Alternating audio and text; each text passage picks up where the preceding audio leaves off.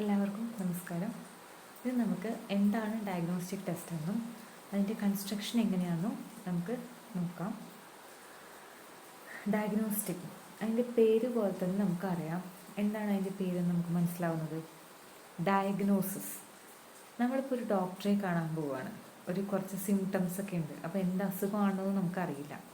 അപ്പോൾ നമ്മളൊരു ഡോക്ടറെ കാണാൻ പോവുകയാണ്. അപ്പോൾ ഡോക്ടർ നമ്മൾ ചെയ്യുന്നത് ഡയഗ്നോസിസ് ആണ്. അതായത് എവിടെയാണോ നമ്മുടെ സിംറ്റംസ് വെച്ചിട്ട് നമുക്ക് ചിലപ്പോൾ ആദ്യം പോയാൽ 2-3 ഗുളിക തരും, എന്നിട്ട് 2-3 ദിവസം കഴിഞ്ഞ് വരാൻ പറയും. എന്നിട്ട് അപ്പോഴും മാറിയില്ലെങ്കിൽ വീണ്ടും വേറെ ഗുളിക തരും, അല്ലെങ്കിൽ വേറെ എന്തെങ്കിലും ടെസ്റ്റ് പറയും. അങ്ങനെ നമുക്ക് നമ്മളിലൂടെ ടെസ്റ്റ് ചെയ്തിട്ട് നമ്മുടെ അസുഖത്തിനെ ഡയഗ്നോസ് ചെയ്തെടുക്കുകയാണ് അവർ ചെയ്യുന്നത്. അതായത് നമ്മൾക്ക് എവിടെയാണോ പ്രശ്നം, എന്താണ് പ്രശ്നം എന്ന് അവർ തിരിച്ചറിയാണ് ഒരു ഡോക്ടർമാർ ഈ ഡയഗ്നോസിസ് വഴി ചെയ്യുന്നത്. ഒരു ഡോക്ടർക്ക് ഈ ഡയഗ്നോസ്റ്റിക് കപ്പാസിറ്റി നല്ല ആവശ്യമാണ്. അതുപോലെ തന്നെയാണ് ഒരു ടീച്ചർക്കും. ഒരു ഡയഗ്നോസ്റ്റിക് കപ്പാസിറ്റി എല്ലാ ടീച്ചേഴ്സിനും അത്യാവശ്യമാണ്. ഇപ്പോൾ കുട്ടികൾക്ക് നമ്മൾ അച്ചീവ്മെൻറ്റ് ടെസ്റ്റ് എന്താണെന്ന് പറഞ്ഞിട്ടുണ്ട്. കുട്ടിക്ക് നമ്മൾ എടുത്ത ഭാഗം എത്രത്തോളം കുട്ടി അച്ചീവ് ചെയ്തു എന്നറിയാൻ വേണ്ടിയിട്ടാണ് നമ്മൾ അച്ചീവ്മെൻറ്റ് ടെസ്റ്റ് നടത്തുന്നത്. അപ്പോൾ ഈ ഡയഗ്നോസ്റ്റിക് ഏത് ഭാഗമാണ് കുട്ടിക്ക് മനസ്സിലാവാത്തത്, എന്താണ് കുട്ടിയുടെ പ്രോബ്ലം, എവിടെയാണ് കുട്ടിക്ക് ഗ്യാപ്പ് വന്നത് എന്ന് മനസ്സിലാക്കാൻ വേണ്ടി ടീച്ചർ യൂസ് ചെയ്യുന്ന ടെസ്റ്റാണ് ഡയഗ്നോസ്റ്റിക് ടെസ്റ്റ്. നമ്മുടെ മെഡിക്കൽ ഫീൽഡ് പോലെ തന്നെ നമ്മുടെ എഡ്യൂക്കേഷൻ ഫീൽഡിലും ടീച്ചേഴ്സിന് അത്യാവശ്യം വേണ്ട ഒരു കപ്പാസിറ്റി തന്നെയാണ് ഈ ഡയഗ്നോസ്റ്റിക് കപ്പാസിറ്റി എന്ന് പറയുന്നത്. ഇപ്പം നമുക്ക് നല്ല ബ്രില്യൻ്റ് ആയിട്ടുള്ള ടീച്ചേഴ്സൊക്കെ ആണെങ്കിൽ ഒരു ടോപ്പിക്ക് നമുക്ക് എടുക്കുമ്പോൾ ടീച്ചർക്ക് തന്നെ മനസ്സിലാവും എവിടെയാണ് ബുദ്ധിമുട്ട് വരിക എന്നുള്ളത്. ഇപ്പോൾ നമ്മൾ പുതിയതായിട്ട് കയറുന്ന ആൾക്കാരൊക്കെയാണ് നമ്മൾ ഫുള്ള് പാഠം മൊത്തം എടുക്കും, കുട്ടികൾക്ക് പരീക്ഷ നടത്തും. പിന്നെയാണ് കുട്ടികൾ ഒരുപാട് മാർക്കൊന്നും സ്കോർ ചെയ്യാതെ വരുമ്പോഴാണ് നമ്മൾ ആലോചിക്കുന്നത് എവിടെ ആയിരിക്കാം കുട്ടിക്ക് ബുദ്ധിമുട്ടുള്ളതെന്ന്. അപ്പോൾ നമ്മൾ ആ ഏരിയ മനസ്സിലാക്കി അവിടെ ഒരു റെമഡിയൽ ഇൻസ്ട്രക്ഷനൊക്കെ കൊടുത്ത് ആ കുട്ടീനെ ആ ഒരു പ്രോബ്ലത്തിൽ നിന്ന് റിക്കവർ ചെയ്യാൻ നമ്മൾ സഹായിക്കുകയാണ് ഈ ഒരു ഡയഗ്നോസ്റ്റിക് ടെസ്റ്റിലൂടെ നമ്മൾ ചെയ്യുന്നത്. അപ്പോൾ ഡയഗ്നോസ്റ്റിക് ടെസ്റ്റ് എന്ന് പറയുന്നത് a test design to identify and investigate the deficiencies, disabilities, inadequacies and gaps of people in specific curriculum area with a view to helping them overcome those difficulties through remedial instruction is called a diagnostic test.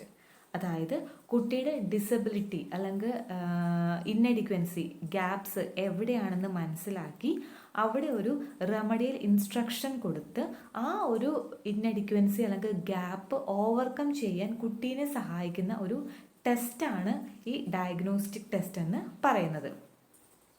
ഇനി diagnostic test എന്ന് പറയുന്നത് 2 മേഖലയിലാണ് നമുക്ക് കൂടുതലായിട്ടും relevant ആയിട്ട് വരുന്നത്. എവിടേക്കാണ്? നമ്മളൊരു പുതിയ പാഠം, ന്യൂ ലേണിംഗ് മെറ്റീരിയൽ കുട്ടിക്ക് കൊടുക്കുന്നതിന് മുൻപും ആ മെറ്റീരിയൽ കുട്ടിക്ക് കൊടുത്തതിന് ശേഷവുമാണ് നമ്മൾ ഈ ഡയഗ്നോസ്റ്റിക് ടെസ്റ്റ് നടത്തുന്നത്. ആദ്യം പറഞ്ഞു നമ്മൾ ന്യൂ ലേണിംഗ് മെറ്റീരിയൽ കുട്ടിക്ക് പ്രൊവൈഡ് ചെയ്യുന്നതിന് മുൻപേ എന്ന് പറഞ്ഞു. അതായത് പ്രീ ഡയഗ്നോസ്റ്റിക് ടെസ്റ്റ്. നമ്മൾ എന്തിനു വേണ്ടിയിട്ടായിരിക്കും ഈ ന്യൂ ലേണിംഗ് മെറ്റീരിയൽ കൊടുക്കുന്നതിന് മുൻപേ ടെസ്റ്റ് നടത്തണമെന്ന് പറയുന്നത്? ആ ഒരു ഭാഗത്ത് ഇപ്പം നമ്മളൊരു പുതിയതായിട്ടൊരു പാഠം എടുക്കാൻ പോകുമ്പോൾ ആ ഒരു പാഠഭാഗത്തെ കുട്ടിക്ക് ആ ഭാഗവുമായിട്ടുള്ള മുന്നറിവുകൾ, പ്രീ റിക്വസൈറ്റ്സ് പരിശോധിക്കാൻ വേണ്ടിയിട്ടാണ് നമ്മൾ ഈ പ്രീ ഡയഗ്നോസ്റ്റിക് ടെസ്റ്റ് നടത്തുന്നത്. ഇപ്പോൾ നമ്മൾ ഉദാഹരണത്തിന് ഇപ്പോൾ 8ാം ക്ലാസ്സിൽ നമ്മൾ ഇക്വേഷൻസ് എന്ന പാഠം പഠിക്കും. അതിനെ ബേസ് ചെയ്തിട്ട് 9ലും 10ലും അതിൻ്റെ ഹയർ ആയിട്ടുള്ള കാര്യങ്ങളാണ് നമ്മൾ പഠിക്കുന്നുണ്ടാവുക. അപ്പോൾ നമ്മൾ ആ 9ഉം 10ലും ഒക്കെ എടുക്കുന്നതിന് മുൻപ് ഈ കുട്ടിക്ക് ഈ ഇക്വേഷൻ എന്ന പാഠഭാഗമായിട്ട് പ്രീ റിക്വസൈറ്റ്സ് എന്തൊക്കെ ഉണ്ട് നമ്മൾ അറിയണം. എക്സ് എടുക്കാൻ അറിയുന്നുണ്ടോ, വൈ എടുക്കാൻ അറിയുന്നുണ്ടോ എന്നൊക്കെ നമ്മളൊന്ന് ചെക്ക് ചെയ്യാണ് നമ്മൾ ഈ പ്രീ ഡയഗ്നോസ്റ്റിക് ടെസ്റ്റിലൂടെ ചെയ്യുന്നത്. ഇനി പോസ്റ്റ് ഡയഗ്നോസ്റ്റിക് ടെസ്റ്റ് നമ്മൾ സാധാ ഇക്വേഷൻ ഇതുപോലെ തന്നെ പാഠഭാഗം എടുത്തതിന് ശേഷം കുട്ടിക്ക് നമ്മളൊരു ഡയഗ്നോസ്റ്റിക് ടെസ്റ്റ് നടത്തുകയാണ്. ഏതൊക്കെ ഭാഗത്താണ് കുട്ടിക്ക് ബുദ്ധിമുട്ട് വന്നത്, ആ ഭാഗമൊക്കെ കവർ ചെയ്യാൻ സാധിച്ചു എന്നൊക്കെ നമ്മൾ അറിയാൻ വേണ്ടിയിട്ടാണ് പോസ്റ്റ് ഡയഗ്നോസ്റ്റിക് ടെസ്റ്റും നടത്തുന്നത്. നമ്മൾ അച്ചീവ്മെൻറ്റ് ടെസ്റ്റിൽ നമ്മൾ പറഞ്ഞിട്ടുണ്ട് കുട്ടി എത്രത്തോളം അച്ചീവ് ചെയ്തു, കുട്ടിയുടെ മാർക്കൊക്കെ അറിയാൻ വേണ്ടിയിട്ടാണ് നമ്മൾ അച്ചീവ്മെൻറ്റ് ടെസ്റ്റ് നടത്തുന്നത്. പക്ഷേ ഡയഗ്നോസ്റ്റിക് ടെസ്റ്റിൽ നമ്മളൊരു ടൈം ലിമിറ്റോ ഒരു മാർക്കോ ഒന്നും നമ്മൾ ബാധിക്കുന്നില്ല, കുട്ടീനെ ബാധിക്കുന്നില്ല. അതായത് നമ്മൾ കുട്ടിയുടെ ബുദ്ധിമുട്ട് മനസ്സിലാക്കാൻ വേണ്ടിയിട്ടാണ് നമ്മൾ ആ ഒരു ഡയഗ്നോസ്റ്റിക് ടെസ്റ്റ് നടത്തുന്നത്. കാരണം ഇപ്പോൾ ഒരു ഭാഗത്തെ നമ്മളിപ്പോൾ ഒരു മാർക്കിന് വേണ്ടിയിട്ടാണ് ടെസ്റ്റ് നടത്തുന്നതെങ്കിൽ ആ കുട്ടിയുടെ ഒരു ബുദ്ധിമുട്ട് അവൾ ഓവർകം ചെയ്യാൻ സാധിച്ചു എന്ന് വരില്ല. അപ്പോൾ കുട്ടിയുടെ ബുദ്ധിമുട്ട് ഓവർകം ചെയ്യാൻ വേണ്ടിയിട്ടാണ് നമ്മൾ ഡയഗ്നോസ്റ്റിക് ടെസ്റ്റ് നടത്തുന്നത്. അപ്പോൾ നമ്മൾ കുട്ടിക്ക് അവിടെ ക്ലിയർ ആയിട്ടുള്ള ഇൻസ്ട്രക്ഷൻസ് കൊടുക്കണം, ക്ലിയർ ആയിട്ടുള്ള ലേണിംഗ് മെറ്റീരിയൽസ് കൊടുക്കണം, പിന്നെ കുട്ടിക്ക് നല്ല ഇന്നഡിക്വേറ്റ് ആയിട്ടുള്ള സഫിഷ്യൻറ്റ് ടൈം കൊടുക്കണം. ഇപ്പം നമ്മൾ അച്ചീവ്മെൻറ്റ് ടെസ്റ്റിലൊക്കെ ഒരു ഇത്ര ടൈമിനുള്ളിൽ എഴുതി തീർക്കണം എന്ന് പറയും. പക്ഷേ ഡയഗ്നോസ്റ്റിക് ടെസ്റ്റിൽ അങ്ങനെ ഒരു ടൈം ലിമിറ്റ് ഒന്നും നമുക്ക് പറയാൻ പറ്റില്ല. കുട്ടിക്ക് എത്ര സമയം വേണമെങ്കിലും എടുത്തോട്ടെ, കുട്ടിയുടെ ആ ബുദ്ധിമുട്ട് മാറ്റിയെടുക്കുക എന്നത് മാത്രമാണ് നമ്മുടെ ഈ ഡയഗ്നോസ്റ്റിക് ടെസ്റ്റ് വഴി നമ്മൾ ചെയ്യുന്നത്. അപ്പോൾ അതാണ് ഡയഗ്നോസ്റ്റിക് ടെസ്റ്റ്. അതിൻ്റെ റെലവൻസ് എന്ന് പറയുന്നത് പ്രീ ഡയഗ്നോസ്റ്റിക് ടെസ്റ്റുമാണ്, പോസ്റ്റ് ഡയഗ്നോസ്റ്റിക് ടെസ്റ്റുമാണ്. ഇനി നമുക്ക് ഡയഗ്നോസ്റ്റിക് ടെസ്റ്റിൻ്റെ സ്റ്റെപ്സ് എന്തൊക്കെയാണെന്നാണ് നോക്കേണ്ടത്. അത് 5 സ്റ്റെപ്സ് നമ്മൾ അച്ചീവ്മെൻറ്റ് ടെസ്റ്റിൽ പറഞ്ഞിട്ടുണ്ട്. ഒരു 6 സ്റ്റെപ്സാണ് അച്ചീവ്മെൻറ്റ് ടെസ്റ്റിനുള്ളത്. നമ്മുടെ ഡയഗ്നോസ്റ്റിക് ടെസ്റ്റ് കൺസ്ട്രക്ഷന് ഒരു 5 സ്റ്റെപ്സാണുള്ളത്. Purposeful planning, analysis of the learning material concerned, writing of test items, division of items into small sections, provision of clear instruction. ഈ ഒരു 5 സ്റ്റെപ്സിലൂടെയാണ് നമ്മൾ ഡയഗ്നോസ്റ്റിക് ടെസ്റ്റ് കൺസ്ട്രക്ട് ചെയ്യുന്നതും അത് ഇംപ്ലിമെൻറ്റ് ചെയ്യുന്നതൊക്കെ ഈ ഒരു 5 സ്റ്റെപ്സിലൂടെയാണ്. അപ്പോൾ ആദ്യത്തെ പർപ്പസ്ഫുൾ പ്ലാനിങ് നമ്മൾ പറഞ്ഞു. എല്ലാത്തിലും നമ്മുടെ മുന്നേ ആദ്യമായിട്ട് സ്റ്റെപ്പ് എന്ന് പറയുന്നത് എപ്പോഴും പ്ലാനിങ് തന്നെ ആവണം. ഇവിടെ എന്ന് പറയുന്നത് ഈ ഡയഗ്നോസ്റ്റിക് ടെസ്റ്റ് നമുക്ക് അച്ചീവ്മെൻറ്റ് ടെസ്റ്റ് പെട്ടെന്ന് ഉണ്ടാക്കാൻ സാധിക്കും. ഒരു ബ്ലൂ പ്രിൻ്റ് ഒക്കെ ഉണ്ടാക്കിയാൽ നമുക്ക് പെട്ടെന്ന് അച്ചീവ്മെൻറ്റ് ടെസ്റ്റ് കൺസ്ട്രക്ട് ചെയ്യാൻ സാധിക്കും. പക്ഷെ ഒരു ഡയഗ്നോസ്റ്റിക് ടെസ്റ്റ് കൺസ്ട്രക്ട് ചെയ്യുമ്പോൾ നമ്മൾ കുറേ കാര്യങ്ങൾ ശ്രദ്ധിക്കാനുണ്ട്. കാരണം ഇവിടെ നമുക്ക് എല്ലാ പാഠഭാഗങ്ങളും നമുക്ക് പരീക്ഷയ്ക്ക് എടുക്കേണ്ട ആവശ്യമില്ല. ഏത് ഭാഗമാണോ കുട്ടിക്ക് ബുദ്ധിമുട്ട് വരുന്നത് ആ ഒരു പർട്ടിക്കുലർ ഏരിയ മാത്രമാണ് നമ്മൾ ഇവിടെ നോക്കുന്നത്. അപ്പോൾ ആദ്യത്തെ സ്റ്റെപ്പ് എന്ന് പറയുന്നത് തന്നെ ഈ ഒരു ഏത് ഏരിയയിലാണ് കുട്ടിക്ക് ബുദ്ധിമുട്ട് എന്ന് നമ്മളൊരു പാഠഭാഗം എടുക്കുമ്പോൾ നമുക്ക് ഏകദേശം ഒരു ധാരണ വരും. ഈ ഭാഗത്ത് എന്തൊക്കെ മെയിനായിട്ടുള്ള കണ്ടന്റ് വരും, അതിൽ ഏതൊക്കെയായിരിക്കാം കുട്ടിക്ക് ബുദ്ധിമുട്ട് വരിക എന്നൊക്കെ ടീച്ചർ നന്നായിട്ടൊന്ന് പ്രോപ്പറായിട്ട് അനലൈസ് ചെയ്ത് വെക്കുന്നതാണ് ഇവിടെ നിന്ന് പർപ്പസ്ഫുൾ പ്ലാനിങ് എന്ന് പറയുന്ന സ്റ്റെപ്പിൽ. അതുപോലെ നമുക്ക് എന്തിനു വേണ്ടിയിട്ടാണ് ഈ ടെസ്റ്റ് നടത്തുന്ന ഒരു ബോധം ടീച്ചർക്ക് എപ്പോഴും ഉണ്ടാവണം. നമ്മളിവിടെ മാർക്ക് നോക്കുന്നില്ല, ടൈം നോക്കുന്നില്ല, കുട്ടിയുടെ ബ്രില്യൻസ് ഒന്നും നമ്മൾ നോക്കുന്നില്ല. കുട്ടിയുടെ ബുദ്ധിമുട്ട് അത് മാത്രമായിരിക്കണം ടീച്ചറുടെ ശ്രദ്ധ. അപ്പം നമ്മൾ എന്ത് ചെയ്യണം, അതുമാതിരിയുള്ള ടോപ്പിക്കുകളായിരിക്കും നമ്മൾ സെലക്ട് ചെയ്യേണ്ടത്. അതുപോലെ ഒരു വൈഡ് കണ്ടന്റ് ഏരിയ ഒന്നും ആയിരിക്കില്ല കുട്ടിക്ക് ബുദ്ധിമുട്ട്. ഏറ്റവും ചെറിയ മൈന്യൂട്ട് ആയിട്ടുള്ള ഒരു കാര്യമായിരിക്കും ചിലപ്പോൾ ചെറിയ കുട്ടികൾക്ക് ബുദ്ധിമുട്ട് ഉണ്ടായിട്ട് വരും. അപ്പോൾ അത് ഏതാണ്, നമുക്കിപ്പോൾ ഒരു എക്സ്പീരിയൻസ് ആയിട്ടുള്ള ടീച്ചേഴ്സിനൊക്കെ ആണെങ്കിൽ ആ ഏരിയ നമുക്കൊരു പാഠഭാഗം എടുക്കുമ്പോൾ ആ ഏരിയ ഒരു എക്സ്പീരിയൻസ്ഡ് ആയിട്ടുള്ള ടീച്ചർക്ക് പെട്ടെന്ന് മനസ്സിലാക്കാൻ സാധിക്കും. പക്ഷേ ഒരു പുതിയതായിട്ട് വരുന്ന ടീച്ചേഴ്സിന് അല്ലെങ്കിൽ ഇപ്പോൾ സ്റ്റാർട്ട് ചെയ്ത ടീച്ചേഴ്സിനൊക്കെ അത് പെട്ടെന്നൊന്നും ഡയഗ്നോസ്റ്റിക് ചെയ്യാൻ സാധിച്ചു എന്ന് വരില്ല. പക്ഷെ എന്നാലും ഏകദേശം ഒരു ധാരണ, ഇപ്പോൾ നമ്മളൊരു പാഠഭാഗം എടുത്തു കഴിഞ്ഞാൽ കുട്ടികൾ എവിടെയൊക്കെയാണ് ബുദ്ധിമുട്ട് വരുന്നത് നമുക്ക് ക്ലാസ്സിൽ നിന്ന് തന്നെ ഏകദേശം ഒന്ന് മനസ്സിലാവും. അപ്പോൾ ആ ഭാഗത്തെ നമ്മൾ കൂടുതലായിട്ട് കോൺസെൻട്രേറ്റ് ചെയ്യുക. അതിനെ ബേസ് ചെയ്തിട്ടുള്ളതായിരിക്കണം നമ്മുടെ ഡയഗ്നോസ്റ്റിക് ടെസ്റ്റും അവർക്ക് അതിന് വേണ്ടിയിട്ടുള്ള ലേണിംഗ് മെറ്റീരിയലും ഒക്കെ നമ്മൾ കൊടുക്കേണ്ടത്. അപ്പോൾ നമ്മുടെ ഫസ്റ്റ് സ്റ്റെപ്പ് എന്ന് പറയുന്നത് പർപ്പസ്ഫുൾ പ്ലാനിങ്. അതായത് ഏത് ഏരിയയാണ്, ഏത് കണ്ടന്റ് ഏരിയയാണ് കുട്ടിക്ക് ബുദ്ധിമുട്ടുള്ളതെന്ന് ടീച്ചർ ആദ്യം തന്നെ ഒന്ന് ഐഡൻറ്റിഫൈ ചെയ്ത് വെക്കുക. അതാണ് ഈ പർപ്പസ്ഫുൾ പ്ലാനിങ്ങിലുള്ള വരുന്നത്. ഇനി രണ്ടാമത്തെ step analysis of learning material concerned. നമ്മളിപ്പോൾ ഏത് ടോപ്പിക്കാണ്, ഏത് കണ്ടന്റാണ് കുട്ടിക്ക് ബുദ്ധിമുട്ടുള്ളതെന്ന് മനസ്സിലാക്കി വെച്ചു. ഇനി ടീച്ചർ എന്ത് ചെയ്യണം, ആ ഒരു കണ്ടന്റിന് ഡീറ്റെയിൽ ആയിട്ട് അനാലിസിസ് ചെയ്യണം. നമ്മൾ കണ്ടന്റ് അനാലിസിസ് നമ്മൾ BEd ലെസൺ പ്ലാൻ ചെയ്തപ്പോൾ നമ്മൾ പഠിച്ചിട്ടുണ്ട്. അതിൽ എന്തൊക്കെയാണ് ഫാക്ട്, കോൺസെപ്റ്റ്, പ്രിൻസിപ്പിൾ, അങ്ങനെയൊക്കെ ഡീറ്റെയിൽ ആയിട്ട് ഓരോ കാര്യങ്ങൾ മുറിച്ച് കീറി മുറിക്കുക അങ്ങനെ പറയില്ലേ, അത് തന്നെയാണ് നമ്മളിവിടെ ചെയ്യേണ്ടത്. ആ ഒരു ടോപ്പിക്കിനെ നമുക്ക് എത്രയൊക്കെ ഡിവിഷൻ ചെയ്യാൻ പറ്റുമോ, എത്രയൊക്കെ ആ കണ്ടന്റിനെ അനലൈസ് ചെയ്യാൻ പറ്റുമോ, അങ്ങനത്തെ അത്രത്തോളം ഏതൊരു മൈന്യൂട്ടായിട്ടുള്ള കാര്യം പോലും ടീച്ചർ അതിനെക്കുറിച്ചുള്ളൊരു ക്ലിയർ കട്ട് ഐഡിയ ടീച്ചർക്ക് ഉണ്ടാക്കുക. അതാണ് ഈ രണ്ടാമത്തെ analysis of learning material concern എന്ന ഭാഗത്ത് വരുന്നത്. അതായത് ആ ഏരിയനെ നമ്മൾ വളരെ വിശദമായിട്ട് പഠിക്കുക, മനസ്സിലാക്കുക, പിന്നെ ആ ഭാഗത്തെ എങ്ങനെ കുട്ടികൾക്ക് പഠിപ്പിച്ചു കൊടുക്കാം, അതിന് എന്തൊക്കെ മെറ്റീരിയൽസ് നമ്മൾ യൂസ് ചെയ്യാം എന്നൊക്കെ ടീച്ചർ ഒരു ധാരണ വെക്കുന്ന ഒരു സ്റ്റേജാണ് ഇതെന്ന് പറയുന്നത് analysis of learning material concerned. അപ്പോൾ നമ്മൾ 2 സ്റ്റെപ്സ് കഴിഞ്ഞു. ഒന്ന് പ്ലാൻ ചെയ്ത് വെച്ചു. അപ്പോൾ നമ്മൾ ഏരിയ കണ്ടെത്തി, ആ ഏരിയയ്ക്കുള്ള എന്തൊക്കെ ലേണിംഗ് മെറ്റീരിയൽ കൊടുക്കാം, ആ ഏരിയയിൽ നമ്മൾ കണ്ടന്റ് അനാലിസിസ് ഒക്കെ ചെയ്തു വെച്ചു, അതായത് കീറി മുറിച്ച് വെച്ചു, അങ്ങനെ ചെയ്തു വെച്ചു. അതിൻ്റെ ലേണിംഗ് മെറ്റീരിയൽസും നമ്മൾ പ്രിപ്പയർ ചെയ്ത് വെച്ചു. അതാണ് സെക്കൻഡ് സ്റ്റെപ്സ് വരുന്ന അനാലിസിസ് ഓഫ് ലേണിംഗ് മെറ്റീരിയൽ. ഇനി നമ്മുടെ മൂന്നാമത്തെ റൈറ്റിംഗ് ഓഫ് ടെസ്റ്റ് ഐറ്റംസ്. ഇവിടെ നമ്മൾ എന്താ ക്വസ്റ്റ്യൻസ് എഴുതുകയാണ് ചെയ്യുന്നത്. അത് ഏത് ക്വസ്റ്റ്യൻസ് വേണമെന്ന് ടീച്ചർക്ക് തന്നെ ഡിസൈഡ് ചെയ്യാം. നമ്മൾ അച്ചീവ്മെന്റ് ടെസ്റ്റ് എഴുതുമ്പോൾ പറഞ്ഞായിരുന്നു എല്ലാ ഫോം ഓഫ് ക്വസ്റ്റ്യൻസും നമ്മൾ ഉൾപ്പെടുത്തണം എന്ന് പറഞ്ഞായിരുന്നു. പക്ഷെ ഇവിടെ അങ്ങനെ ഒരു നിബന്ധനയൊന്നുമില്ല. എത്ര ക്വസ്റ്റ്യൻസ് ഏത് മോഡലിലുള്ള ക്വസ്റ്റ്യൻസ് വേണമെങ്കിലും നമുക്ക് എഴുതാം. അപ്പോൾ നമ്മൾ അവിടെ ഒരു ടൈം ലിമിറ്റും ഇത്ര ക്വസ്റ്റ്യൻസ് ഒക്കെ വേണമെന്നൊക്കെ പറഞ്ഞിട്ടുണ്ടായിരുന്നു. ഇവിടെ നമുക്ക് അങ്ങനെ ഒരു ടൈം ലിമിറ്റും ഇല്ല. ഇത്ര നമ്പർ ഓഫ് ക്വസ്റ്റ്യൻസ് മാത്രമേ പാടുള്ളൂ എന്നൊന്നും പറയാൻ പറ്റില്ല. എത്രത്തോളം ക്വസ്റ്റ്യൻസ് നമുക്ക് കൊടുക്കാൻ പറ്റുമോ അത്രത്തോളം ക്വസ്റ്റ്യൻസ് നമ്മൾ ഉണ്ടാക്കിയെടുക്കുക. ഇപ്പോൾ ഒരു പാഠഭാഗത്ത് തന്നെ ഇപ്പോൾ ഞാൻ പറഞ്ഞു സമവാക്യങ്ങളുടെ പാഠം, ആ ഭാഗത്ത് കുട്ടിക്ക് ചിലപ്പോൾ ഇക്വേഷൻസ് ഉണ്ടാക്കാനുള്ള ബുദ്ധിമുട്ടായിരിക്കും ചിലപ്പോൾ ആ കുട്ടിക്ക് ഉണ്ടാവുക. അപ്പോൾ നമ്മൾ എന്ത് ചെയ്യുക, maximum number of questions equations ഉണ്ടാക്കാൻ തരത്തിലുള്ള മാക്സിമം നമ്പർ ഓഫ് ക്വസ്റ്റ്യൻസ് നമ്മൾ ആ ഭാഗത്തു നിന്ന് ഉണ്ടാക്കുക. ആ ഭാഗത്ത് ആ ഒരു ചെറിയ ഭാഗത്ത് എന്തൊക്കെ വരുന്നുണ്ടോ എന്ന് ടീച്ചർ ആദ്യം കീറി മുറിച്ച് നോക്കുക. എന്നിട്ട് അതിനെ ഓരോന്നിനും ബേസ് ചെയ്തിട്ടുള്ള ഒരു 10 or 15 ക്വസ്റ്റ്യൻസ്, ഓരോ സെക്ഷനെയും ബേസ് ചെയ്തിട്ടുള്ള 10 or 15 ക്വസ്റ്റ്യൻസ് ഉണ്ടാക്കുക. അതാണ് ഇവിടെ റൈറ്റിംഗ് ഓഫ് ടെസ്റ്റ് ഐറ്റംസ് എന്നിൽ പറയുന്നത്. നെക്സ്റ്റ് എന്ന് പറയുന്നത് division of items into small sections. നമ്മൾ പറഞ്ഞു ക്വസ്റ്റ്യൻസിനെ കീറി മുറിക്കാൻ പറഞ്ഞു, നമ്മൾ ക്വസ്റ്റ്യൻസ് ഉണ്ടാക്കാനും പറഞ്ഞു. ഇനി നമുക്ക് എന്താ വേണ്ടത്, ഇപ്പോൾ ഒറ്റയടിക്ക് നമുക്ക് ഇന്ന് തന്നെ പോയിട്ട് ഇന്ന് തന്നെ ആ കുട്ടീനെ അതൊക്കെ പഠിപ്പിക്കണം എന്ന് പറഞ്ഞ് നിങ്ങൾ വിചാരിച്ചാൽ പറ്റുമോ? ഇല്ല. കാരണം കുട്ടിക്കത് കുറേ കാലമായിട്ടുള്ള ബുദ്ധിമുട്ടാവും.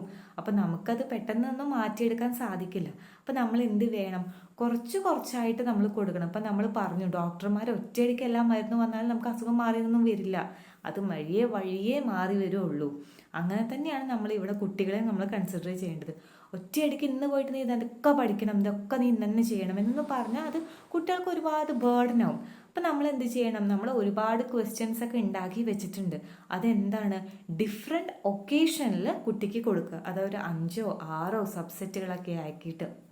അപ്പോൾ ആദ്യത്തെ ദിവസം ഒരു 5 ക്വസ്റ്റ്യൻസ് കൊടുത്തു, രണ്ടാമത്തെ ദിവസം ഒരു 5 ക്വസ്റ്റ്യൻസ് കൊടുത്തു, മൂന്നാമത്തെ ദിവസം ഒരു 5 ക്വസ്റ്റ്യൻസ് കൊടുത്തു. അങ്ങനെ വെവ്വേറെ ഒക്കേഷനിൽ നമ്മൾ എന്ത് ചെയ്യുക, ക്വസ്റ്റ്യൻസ് ഉണ്ടാക്കിയത് മാക്സിമം നമ്പർ ഓഫ് ക്വസ്റ്റ്യൻസ് ഉണ്ടാക്കിയത് കൊടുക്കുക. എന്നിട്ട് കുട്ടിയുടെ ആ ഇമ്പ്രൂവ്മെൻറ്റ് നമ്മൾ മെഷർ ചെയ്യുക, കുട്ടിക്ക് പ്രോപ്പറായിട്ടുള്ള ഫീഡ്ബാക്കുകളൊക്കെ കൊടുക്കുക. അതൊക്കെ ചെയ്യുമ്പോൾ എന്താ, നമുക്ക് ആ ഒരു ഡിഫിക്കൽട്ടീനെ നമുക്ക് ഓവർകം ചെയ്യാൻ ഇതിലൂടെ സാധിക്കും. അപ്പോൾ അതാണ് division of items into small sections. അതായത് നമ്മുടെ ക്വസ്റ്റ്യൻസിനെ നമ്മൾ സെക്ഷൻ വൈസ് ഡിവൈഡ് ചെയ്തിട്ട് ഡിഫറെൻറ്റ് ഒക്കേഷനിൽ കുട്ടിക്ക് കൊടുത്തിട്ട് ആ കുട്ടിയുടെ ആ ലേണിംഗ് ഡിഫിക്കൽട്ടി ഓവർകം ചെയ്തെടുക്കുക. അതാണ് 4ാമത്തെ സ്റ്റെപ്സ് വരുന്നത്. പിന്നെ 5ാമത്തെ സ്റ്റെപ്സ് എന്ന് പറഞ്ഞാൽ പ്രൊവിഷൻ ഓഫ് ക്ലിയർ ഇൻസ്ട്രക്ഷൻ. അതായത് നമ്മൾ ക്ലിയർ ആയിട്ടുള്ള ഇൻസ്ട്രക്ഷൻസ് കുട്ടിക്ക് കൊടുക്കണം. നമ്മളൊരു പരീക്ഷ എന്ന് പറയുമ്പോൾ കുട്ടി എപ്പോഴും വിചാരിക്കുന്ന മാർക്കിന് വേണ്ടിയിട്ടാവും ടീച്ചർ പരീക്ഷ നടത്താനായിരിക്കും. പക്ഷെ നമ്മൾ ഡീറ്റെയിൽ ആയിട്ട് പറയുക, ഇത് നിങ്ങളുടെ മാർക്കിനെയൊന്നും ബേസ് ചെയ്തിട്ടല്ല, നിങ്ങൾക്ക് എവിടെയാണ് ബുദ്ധിമുട്ട് എന്നറിയാൻ വേണ്ടിയിട്ടാണ് നമ്മൾ പരീക്ഷ നടത്തുന്നത്. പിന്നെ കുട്ടിക്ക് എന്ന് പറയുന്നത് എപ്പോഴും പരീക്ഷ നടത്തി എപ്പോഴും അതൊരു ബുദ്ധിമുട്ടും ആകും. അപ്പോൾ നമുക്ക് അവർക്ക് നല്ല എന്തൊക്കെ വേസിൽ നമുക്ക് അവരെ ആ ഡിഫിക്കൽട്ടീസ് ഓവർകം ചെയ്തെടുക്കാം, എങ്ങനെയൊക്കെ നമുക്ക് അവരുടെ ആ ഡിഫിക്കൽട്ടീസ് മാറ്റിയെടുക്കാം എന്നൊക്കെ ഒന്ന് ചിന്തിച്ചിട്ട് അവർക്ക് ക്ലിയർ ആയിട്ടുള്ള ഇൻസ്ട്രക്ഷൻസ് കൊടുക്കുക. അതായിരിക്കും. ഇപ്പം നമ്മളൊരു ആദ്യം ഒരു ക്ലാസ് എടുത്തു, ആ കുട്ടിക്ക് ഒന്നും മനസ്സിലായില്ല.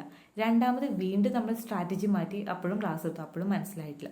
അപ്പം നമ്മൾ എന്താ, ആ കുട്ടിക്ക് എത്തണ രീതിയിൽ ഏത് സ്ട്രാറ്റജിയാണോ യൂസ്ഫുൾ ആയിട്ട് വരുന്നത് അതിനെ ബേസ് ചെയ്തിട്ട് നമ്മൾ നമ്മുടെ ടീച്ചിങ് സ്റ്റൈലൊക്കെ മാറ്റിയിട്ട് കുട്ടിക്ക് ക്ലാസ് എടുക്കുക. അതായത് ക്ലിയർ ആയിട്ടുള്ള ഇൻസ്ട്രക്ഷൻസ് കുട്ടിക്ക് പ്രൊവൈഡ് ചെയ്ത് കൊടുക്കുക. അതാണ് ഇവിടെ പറയുന്നത്. അപ്പോൾ ഇതൊക്കെയാണ് ഒരു ഡയഗ്നോസ്റ്റിക് ടെസ്റ്റ് കൺസ്ട്രക്ഷൻ്റെ ഒരു 5 സ്റ്റെപ്സ് എന്ന് പറയുന്നത്. ആദ്യം പർപ്പസ്ഫുൾ പ്ലാനിങ്, പിന്നെ analysis of learning material concerned, writing of test items, 4ാമത്തെ division of items into small sections, and 5ാമത്തെ പ്രൊവിഷൻ ഓഫ് ക്ലിയർ ഇൻസ്ട്രക്ഷൻസ്. അതായത് ഈ ഒരു 5 സ്റ്റെപ്സിലൂടെ പോകുമ്പോഴാണ് നമുക്കൊരു നല്ലൊരു ഡയഗ്നോസ്റ്റിക് ടെസ്റ്റ് കൺസ്ട്രക്ട് ചെയ്യാൻ പറ്റുള്ളൂ. ആദ്യം ടീച്ചർ എന്ന് പറയുന്ന ആ ഏരിയ മനസ്സിലാക്കുക, അതാണ് പ്ലാനിങ്ങിൽ വരുന്നത്. സെക്കൻഡിൽ വരുന്ന ആ ഏരിയനെ മാക്സിമം നമുക്ക് എത്രത്തോളം കീറി മുറിക്കാൻ പറ്റുമോ അത്രത്തോളം കീറി മുറിച്ചിട്ട് അതിനെ കണ്ടന്റ് അനാലിസിസ് ചെയ്യാം. ദെൻ 3ാമത്തേന്ന് പറയുന്നത് റൈറ്റിംഗ് ഓഫ് ടെസ്റ്റ് ഐറ്റംസ്. ആ ഓരോ കണ്ടന്റിതും ഓരോ ഏരിയയിലും നമ്മൾക്ക് എന്താണ് മാക്സിമം നമ്പർ ഓഫ് ക്വസ്റ്റ്യൻസ് ഉണ്ടാക്കിയെടുക്കുക. എന്നിട്ട് 4ാമത്തേന്ന് പറയുന്നത് അത് ഡിഫറെൻറ്റ് ഒക്കേഷനിൽ കുട്ടിക്ക് പ്രൊവൈഡ് ചെയ്യുക. പിന്നെ പ്രൊവൈഡ് ക്ലിയർ ഇൻസ്ട്രക്ഷൻ. ക്ലിയർ ആയിട്ടുള്ള ഇൻസ്ട്രക്ഷൻ വഴി കുട്ടിക്ക് അത് കൊടുക്കുക. അതാണ് നമ്മുടെ 5ാമത്തെ സ്റ്റേജ് ആയിട്ടുള്ള clear instruction, provision of clear ഇൻസ്ട്രക്ഷനിൽ വരുന്നത്. ഓക്കെ, ഇനി ഇപ്പോൾ നമ്മൾ കുട്ടി പരീക്ഷയൊക്കെ എഴുതി ഡയഗ്നോസ്റ്റിക് ടെസ്റ്റ് ഒക്കെ എഴുതി, ഇനി നമുക്ക് എന്താ വേണ്ടത്? Analysis of the result of A diagnostic test.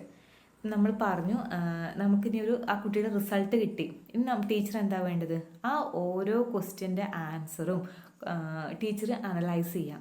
ഇപ്പം നമ്മൾ പറഞ്ഞു ഇക്വേഷൻ എന്ന പാഠത്തിൽ തന്നെയാണ്, അതിൽ ഒരുപാട് കാര്യങ്ങൾ വരുന്നുണ്ട്. ഇക്വേഷൻ ഫോം ചെയ്യാൻ വരുന്നുണ്ട്, പിന്നെ ഇക്വേഷൻസ് ഫോം ചെയ്യാൻ വരുന്നുണ്ട്, ആദ്യം എക്സും വൈയും എടുക്കാൻ വരുന്നുണ്ട്, പിന്നെ ഇക്വേഷൻസ് ഫോം ചെയ്യുക, സബ്സ്റ്റിറ്റ്യൂട്ട് ചെയ്യുക. അപ്പം നമ്മൾ ആദ്യം ഒരു ടെസ്റ്റ് ഒന്ന് കൊടുക്കുമ്പോൾ ഇതെല്ലാം ബേസ് ചെയ്തിട്ടുള്ള ഒരു ടെസ്റ്റ് ആയിരിക്കും കൊടുക്കുക. എല്ലാ ഇക്വേഷൻസും എല്ലാം വരുന്നൊരു ഫോമിലായിരിക്കും നമ്മൾ ഒരു ടെസ്റ്റ് കുട്ടിക്ക് കൊടുക്കുന്നത്. അപ്പോൾ ആ കുട്ടി തരുന്ന മാർക്ക് റിസൾട്ട് എന്ന് പറയുന്നത് നമ്മൾ അനലൈസ് ചെയ്യുമ്പോൾ നമുക്ക് മനസ്സിലാവും കുട്ടിക്ക് എവിടെയായിരിക്കാം, ഏത് മേഖലയിലാണ് കുട്ടിക്ക് ആ ബുദ്ധിമുട്ട് വന്നിട്ടുള്ളത് എന്ന് നമുക്ക് മനസ്സിലാക്കാൻ സാധിക്കും. അതായത് ഇപ്പോൾ നമ്മളിപ്പോൾ ഒരു സമവാക്യം, ഒരു സ്റ്റേറ്റ്മെൻ്റ് ഒക്കെ കൊടുത്തു, അതിന് വാല്യൂസ് ഒക്കെ സബ്സ്റ്റിറ്റ്യൂട്ട് ചെയ്തിട്ട് എക്സിൻ്റെയോ അല്ലെങ്കിൽ വൈയുടെ വാല്യൂ കണ്ടുപിടിക്കാൻ പറഞ്ഞു.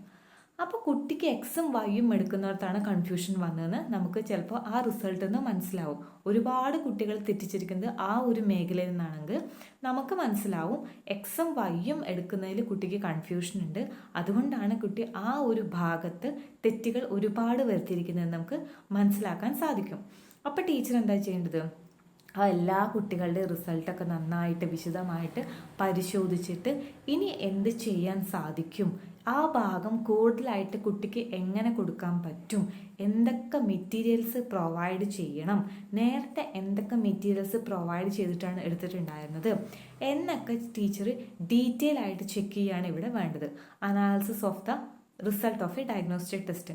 അപ്പോൾ കുട്ടി തരുന്ന ആൻസർ ഷീറ്റുകൾ വിശദമായിട്ട് പരിശോധിച്ചിട്ട് അതിന് എന്തൊക്കെ മാറ്റങ്ങൾ വരുത്തണം, എവിടെയാണ് കുട്ടിയുടെ ഏറ്റവും കൂടുതൽ ഡിഫിക്കൽട്ടി വരുന്നത്, ആ ഡിഫിക്കൽട്ടിയുടെ നേച്ചർ എന്താണ്, അതിൻ്റെ റീസൺ എന്താണ്, അത് എങ്ങനെ ഓവർകം ചെയ്യാം എന്നൊക്കെ ടീച്ചർ ഈ ഒരു സ്റ്റേജിലാണ് മനസ്സിലാക്കുന്നത്. അത് മനസ്സിലാക്കി കഴിഞ്ഞാൽ നെക്സ്റ്റ് കൊടുക്കേണ്ടതാണ് റെമഡിയൽ ഇൻസ്ട്രക്ഷൻ അല്ലെങ്കിൽ റെമഡിയൽ ടീച്ചിങ് എന്ന് പറയുന്നത്. ഈ ഡയഗ്നോസ്റ്റിക് ടെസ്റ്റ് ആ റിസൾട്ട് കിട്ടിയ ഉടനെ നമുക്ക് കൊടുക്കേണ്ടതാണ് ഈ റെമഡിയൽ ടീച്ചിങ് എന്ന് പറയുന്നത്.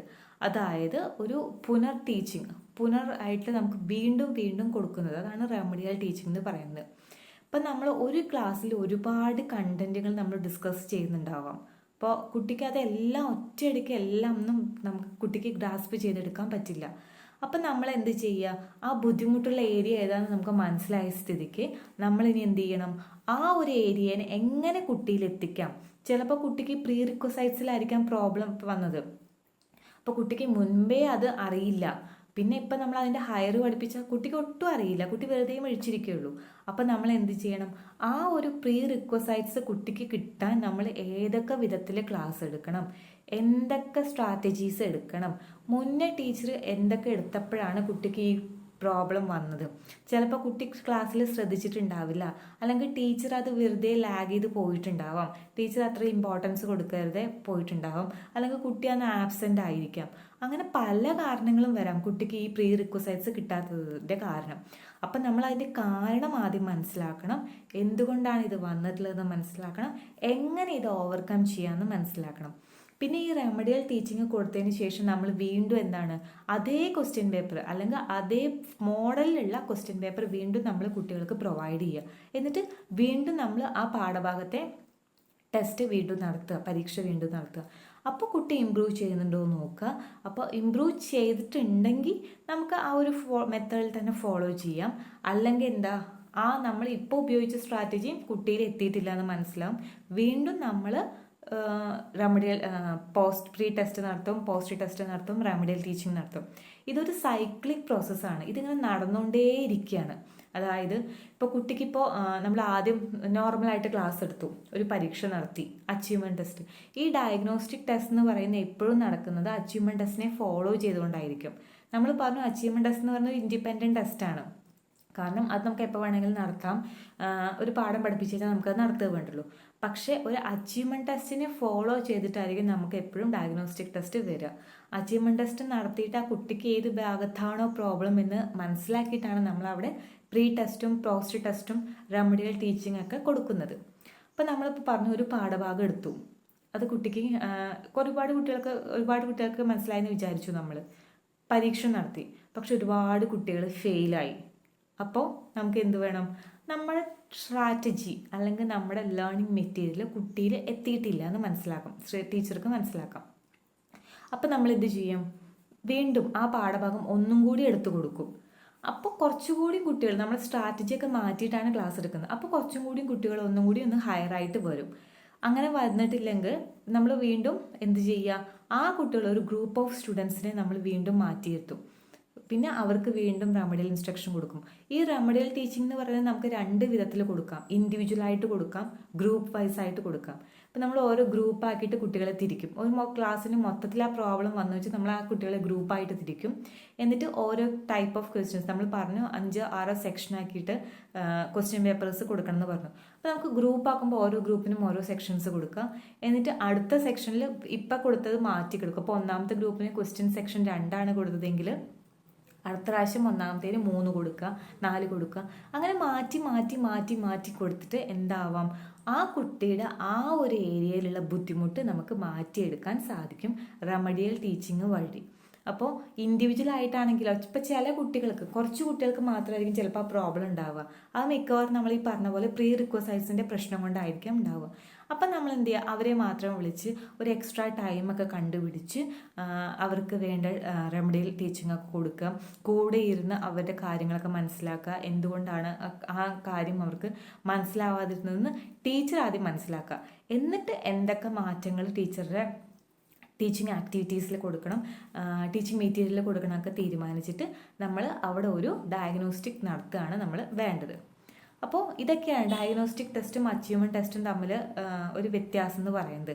കാരണം ഡയഗ്നോസ്റ്റിക് എന്ന് പറയുന്നത് നമ്മൾ എപ്പോഴും ആ കുട്ടിയുടെ ലേണിംഗ് ഡിഫിക്കൽട്ടി മനസ്സിലാക്കാനാണ് നമ്മൾ ഡയഗ്നോസ്റ്റിക് ടെസ്റ്റ് യൂസ് ചെയ്യുന്നത്. പക്ഷെ അച്ചീവ്മെൻറ്റ് ടെസ്റ്റ് ഒരിക്കലും അങ്ങനെയല്ല. അച്ചീവ്മെൻറ്റ് ടെസ്റ്റ് എന്ന് പറയുന്നത് കുട്ടി എത്രത്തോളം അച്ചീവ് ചെയ്തു എന്നറിയാൻ വേണ്ടിയിട്ടായിരിക്കും നമ്മൾ അച്ചീവ്മെൻറ്റ് ടെസ്റ്റ് നടത്തുന്നത്. അപ്പോൾ ഈ ഡയഗ്നോസ്റ്റിക് ടെസ്റ്റ് എന്ന് പറയുന്നത് കൺസ്ട്രക്ഷനാണ് നമ്മൾ നോക്കിയിട്ടുണ്ടായിരുന്നത്.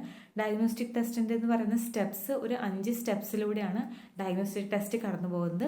ആദ്യം പർപ്പസ്ഫുൾ പ്ലാനിങ് പറഞ്ഞു, പിന്നെ analysis of learning material concerned, then writing of test items, division of items into small sections, last one എന്ന് പറയുന്നത് പ്രൊവിഷൻ ഓഫ് ക്ലിയർ ഇൻസ്ട്രക്ഷൻ. നമ്മൾ ആ ടീച്ചർക്ക് നന്നായിട്ട് ആ ഒരു കണ്ടന്റ് ഏരിയനെ കുറിച്ചിട്ടുള്ള വാസ്റ്റ് നോളേജ് ടീച്ചേഴ്സിന് വേണമെന്നുള്ളത് ഇവിടെ ഒരു ഇമ്പോർട്ടൻറ്റ് കാര്യമാണ്. കാരണം നമ്മൾ അച്ചീവ്മെൻറ്റ് ടെസ്റ്റ് നടത്തുമ്പോൾ ഒരു വൈഡ് ഏരിയയിൽ നിന്നായിരിക്കും നമ്മൾ ക്വസ്റ്റ്യൻസും കണ്ടൻറ്റൊക്കെ കൊടുക്കുന്നത്. പക്ഷേ ഇവിടെ ഒരു മൈന്യൂട്ടായിട്ടുള്ള ഒരു കാര്യമായിരിക്കാം കുട്ടിക്ക് ചിലപ്പോൾ ബുദ്ധിമുട്ടായിട്ട് വന്നിട്ടുണ്ടാവുക. അത് ചിലപ്പോൾ ടീച്ചർ അത്ര ഇമ്പോർട്ടൻ്റ് അല്ല എന്ന് പറഞ്ഞ് വിടുന്ന കാര്യമായിരിക്കാം കുട്ടിക്ക് ആ ഒരു ഡിഫിക്കൽട്ടി, അത്രത്തോളം വലിയ ഡിഫിക്കൽട്ടി ഉണ്ടാവാൻ കാരണം. അത് കൂടുതലായിട്ട് പോവാതിരിക്കാൻ വേണ്ടിയിട്ടാണ്. ഇനി വരും ക്ലാസ്സിലോട്ടും ആ ഡിഫിക്കൽട്ടി കുട്ടി മുൻതുടർന്ന് പോവാതിരിക്കാൻ വേണ്ടിയിട്ടാണ് നമ്മൾ റെമഡിയൽ ടീച്ചിങ്ങും പ്രീ ടെസ്റ്റും പോസ്റ്റ് ടെസ്റ്റൊക്കെ നടത്തിയിട്ട് ആ ഒരു ഡിഫിക്കൽട്ടി ഓവർകം ചെയ്യാൻ ശ്രദ്ധിക്കേണ്ടത്. അപ്പോൾ ടീച്ചേഴ്സിന് എല്ലാ പാഠഭാഗത്തെക്കുറിച്ചുള്ള ഒരു ക്ലിയർ കട്ട് ഇൻസ്ട്രക്ഷൻ, അതായത് കീറി മുറിച്ചിട്ടുള്ള അറിവ് ടീച്ചേഴ്സിന് വേണം. ആ ഒരു ഏരിയ ആദ്യം മനസ്സിലാക്കി വെക്കലാണ് ആദ്യത്തെ സ്റ്റെപ്സായ പർപ്പസ്ഫുൾ പ്ലാനിങ്ങിൽ നമ്മൾ പറഞ്ഞു. പിന്നെ രണ്ടാമത്തേന്ന് പറയുന്നത് ഈ കണ്ടന്റ് അനാലിസിസ്, ആ ഒരു നമ്മൾ തീരുമാനിച്ച് വെച്ച ആ ഒരു കണ്ടന്റ് അനാലിസിസ് ചെയ്യുക. അതിനെ ഓരോ ഭാഗങ്ങളാക്കി മാറ്റിയിട്ട് ഫാക്ട് എന്താണ്, പ്രിൻസിപ്പിൾ എന്താണ്, തിയറി എന്താണ്, അങ്ങനെയൊക്കെ മാറ്റി വെക്കുന്നതാണ് കണ്ടന്റ് അനാലിസിസ് എന്ന് പറയുന്നത്. പിന്നെയാണ് നമ്മൾ questions, vast number of questions നമ്മൾ എഴുതി ഉണ്ടാക്കുക. അത് എത്രത്തോളം ക്വസ്റ്റ്യൻസ് ഉണ്ടാക്കാൻ പറ്റുമോ അത്രത്തോളം നമ്മൾ ക്വസ്റ്റ്യൻസ് ഉണ്ടാക്കുക. പിന്നെ നമ്മൾ ചെയ്യേണ്ടത് ആ ക്വസ്റ്റ്യൻസിൽ നമ്മൾ സെക്ഷൻ വൈസ് ആയിട്ടൊന്ന് ഡിവൈഡ് ചെയ്ത് വെക്കുക. അപ്പോൾ എത്ര ക്വസ്റ്റ്യൻസ് നമ്മൾ എത്ര കുട്ടികൾക്ക് കൊടുക്കണം, അങ്ങനെയൊക്കെ ഡിവൈഡ് ചെയ്ത് വെക്കുന്നതാണ് നമ്മുടെ 4ാമത്തെ സ്റ്റെപ്സായ division of items into small sections. പിന്നെ നമ്മൾ പറഞ്ഞു പ്രൊവിഷൻ ഓഫ് ക്ലിയർ ഇൻസ്ട്രക്ഷൻസ് നമ്മൾ കുട്ടികൾക്ക് കൊടുക്കുക.